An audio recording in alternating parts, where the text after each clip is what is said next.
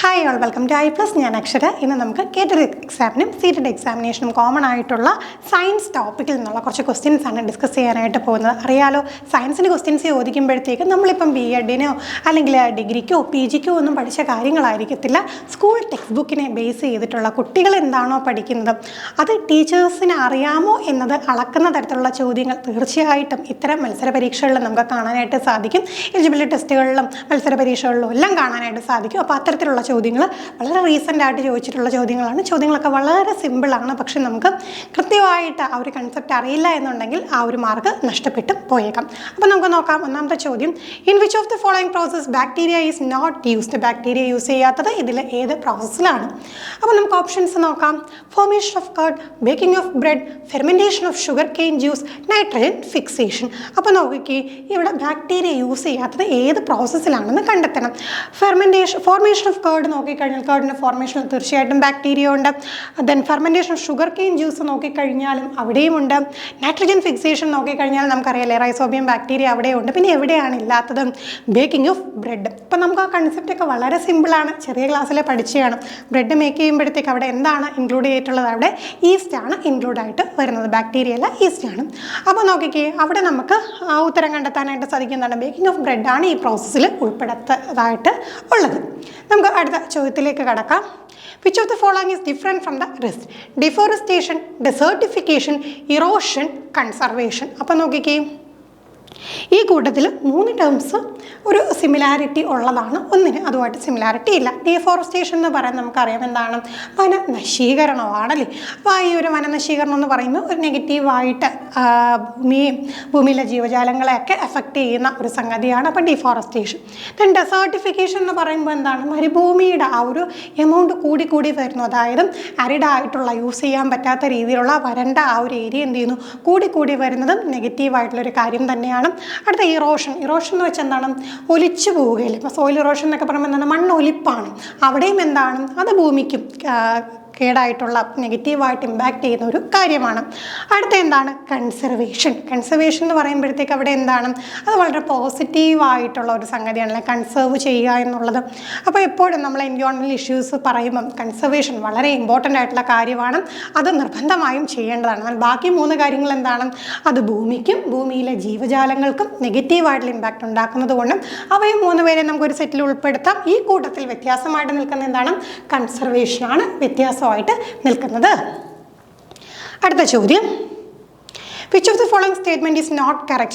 Digestion is a chemical change, photosynthesis is a chemical change, respiration is a chemical change, crystallization is a chemical change. Physical ചേഞ്ചും chemical ചേഞ്ചും എന്നുള്ളത് വളരെ important ആയിട്ടുള്ള area ആണ്. അപ്പോൾ നമുക്കറിയാലോ, ഫിസിക്കൽ ചേഞ്ച് എന്ന് പറയുമ്പോഴത്തേക്ക് നമുക്ക് റിവേഴ്സ് ചെയ്യാൻ പറ്റും, ആ ഒരു പ്രോസസ്സ് റിവേഴ്സ് ചെയ്യാനായിട്ട് സാധിക്കും.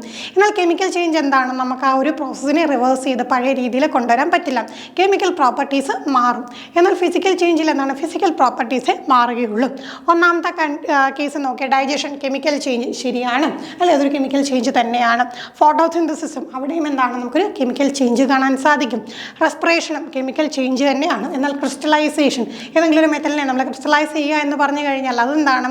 അത് കെമിക്കൽ ചേഞ്ച് അല്ല, ഫിസിക്കൽ ചേഞ്ചാണ്. കാരണം നമുക്ക് എന്ത് ചെയ്യും? അതിനെ റിവേഴ്സ് ചെയ്യാനായിട്ട് സാധിക്കുന്ന പ്രോസസ്സാണ്. അപ്പോൾ നമുക്ക് ആൻസർ എന്താ വരാം? Crystallisation is A chemical change. അടുത്ത ചോദ്യം, Manjula is observing her image in a plain mirror. The distance between herself and the mirror is 5 meters. She moves 1 meter towards the mirror. The distance between herself and her image now is. അപ്പോൾ നമുക്ക് മിറേഴ്സുമായിട്ട് ബന്ധപ്പെട്ട ചോദ്യങ്ങൾ ചോദിക്കാറുണ്ട്, image ഫോർമേഷനുമായിട്ട് ബന്ധപ്പെട്ട ചോദ്യങ്ങൾ വരാറുണ്ട്. ഇവിടെ എന്താണ്? നമുക്ക് പ്ലെയിൻ മിററിൻ്റെ ഒരു കാര്യമാണ്, വളരെ സിമ്പിളായിട്ടുള്ളൊരു കാര്യമാണ്. ആ ഒരു കൺസെപ്റ്റ് എന്താണ് പ്ലെയിൻ മിററും ഇമേജ് ഫോർമേഷനുമായിട്ട് ബന്ധപ്പെട്ട കാര്യങ്ങളെന്ന് അറിയാമെങ്കിൽ വളരെ ഈസി ആയിട്ട് കണ്ടുപിടിക്കുക. ഒരു ആപ്ലിക്കേഷൻ പോലെ തന്നിട്ടുണ്ട്, സിമ്പിൾ കാര്യമാണ്. ഒരു വ്യക്തി എന്ത് ചെയ്യുന്നുണ്ട്? മഞ്ജുള എന്ന് പറയുന്ന ഒരു വ്യക്തി ഒരു പ്ലെയിൻ മിററിൻ്റെ മുമ്പിലായിട്ട് നിൽക്കുകയാണ്. അപ്പോൾ ഒന്നാമത്തെ കാര്യം എന്താ പറയുന്നത്? 5 മീറ്റർ ആണ് ഈ ഒരു ദൂരം. ഈ ദൂരം 5 മീറ്റർ ആണെന്ന് നമ്മൾ പറഞ്ഞു. എന്നിട്ട് എന്ത് ചെയ്യുന്നു? She moves 1 metre towards the mirror. പ്രത്യേകം ശ്രദ്ധിക്കാം, മിററിന് അടുത്തേക്ക്. അപ്പോൾ 1 മീറ്റർ ഇങ്ങോട്ട് മൂവ് ചെയ്തു. അപ്പോൾ ഇങ്ങോട്ട് മൂവ് ചെയ്താൽ പിന്നെ ബാക്കി എത്ര ദൂരമുണ്ട്? 4 മീറ്റർ ആണ് ആ ഒരു ദൂരം. നമുക്ക് നോക്കാം, 4 മീറ്റർ ദൂരമാണുള്ളത്. അങ്ങനെയാണെങ്കിൽ the distance between herself and her ഇമേജും, ആ പെൺകുട്ടി പിന്നെന്താണ് ഈ ഒരു ഇമേജ് എവിടെയാണ് ഫോം ചെയ്യുന്നത്? മിററിനകത്തായിട്ടായിരിക്കും ആ ഒരു ഇമേജ് ഫോം ചെയ്യുന്നത്, അല്ലേ? അപ്പം ഈ ഒരു ദൂരം ഇപ്പം മൂവ് ചെയ്ത് വന്ന ദൂരം എന്താണ് ആ ഒരു ഒബ്ജക്റ്റും ഇമേജും തമ്മിൽ നിലവിലുള്ള ആ ഒരു ദൂരമാണ് കണ്ടെത്തേണ്ടത്. അപ്പോൾ ആദ്യത്തെ കണ്ടീഷൻ വെച്ച് നമുക്കറിയാം എന്ത് സംഭവിച്ചു.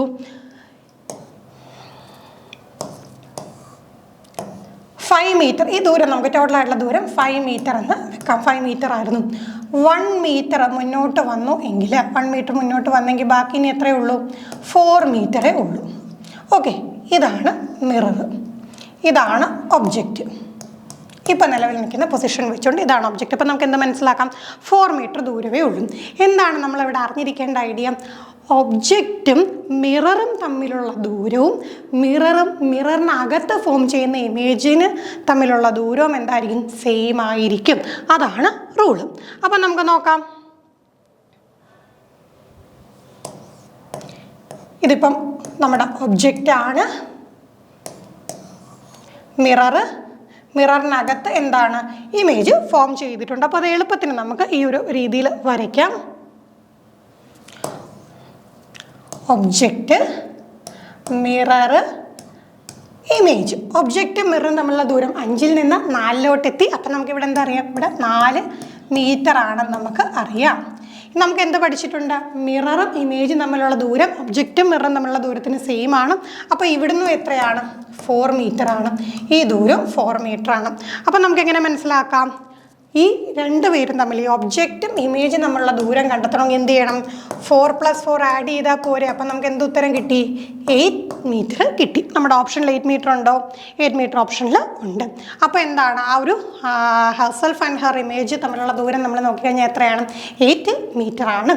അപ്പം നമുക്ക് ഇവിടെ തെറ്റ് വന്നേക്കാം. തുടക്കത്തിൽ 5 കഴിഞ്ഞിട്ട് 1 മീറ്റർ ടുവേർഡ്സ് മൂവ് ചെയ്തു എന്നുള്ള കാര്യം ഓർത്തില്ലെങ്കിൽ എന്താ പറ്റും?